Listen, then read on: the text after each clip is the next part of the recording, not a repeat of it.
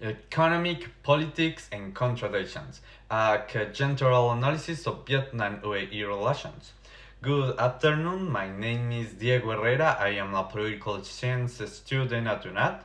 Today, I will present a conjunctural analysis about the recent economic agreement between Vietnam and the United Arab Emirates. I will show how economic, politics, culture, and ideas interact, and how power and social conflicts appear in that situation. According to Antonio Gramsci, to understand a situation, we must look at both the structure and the superstructure. The structure includes economic and material conditions. The superstructure includes culture, religion, politics, media, and ideas.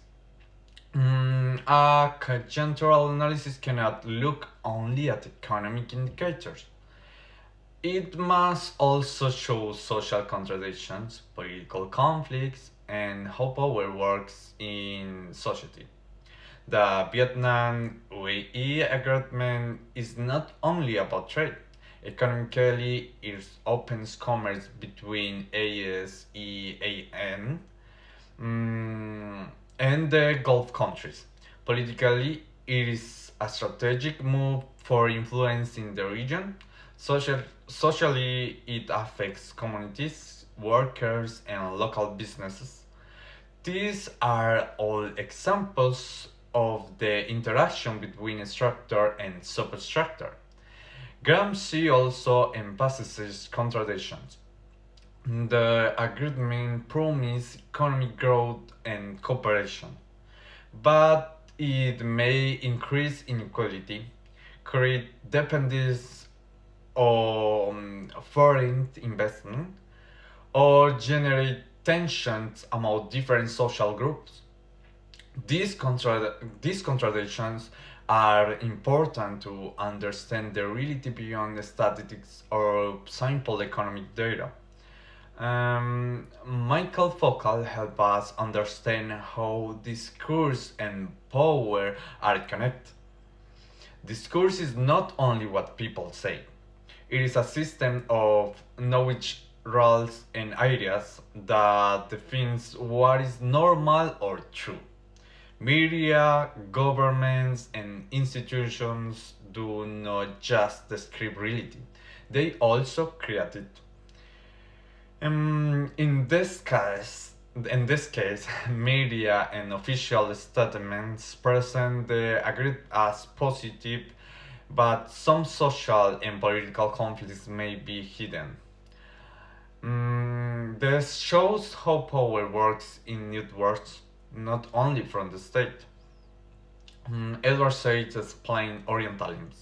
Western countries often create stereotypes about Asia or the Middle East. These stereotypes show these regions as backward, weak, or dependent.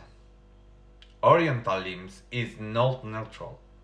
It is a tool to justify interventions, political influence, or economic control.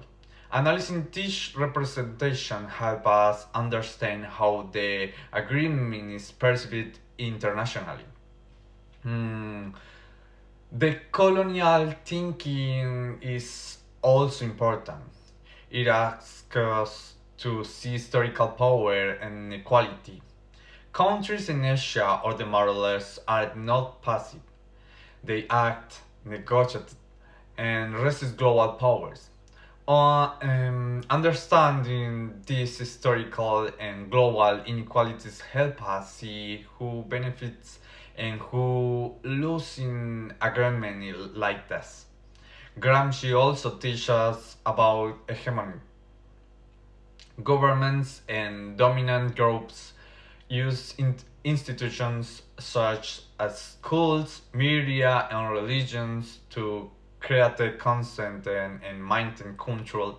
In this case, the government of Vietnam and UAE shows the agreement as fully positive, but contradictions remain.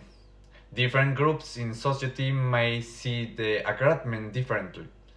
showing tension between economic interests and social needs. In conclusion, a conjunctural analysis goes beyond numbers or sample reports. We must show political and social conflicts, not only economic indicators. Gramsci teaches us to look at structure and superstructure. Foucault shows how discourse and power shape reality. Edward Sykes explains stereotypes and their effects. The colonial theme shows historical inequalities and global power relations. By combining these perspectives, we can understand the Vietnam UAE agreement as a result of many forces: economic, political, culture, and social. This approach allows us to see not only what happens, but why it happens and how it is represented in society and media. It also helps us understand the contradiction, tensions, and conflicts that exist behind official estimates and statistics. Thank you very much for your attention.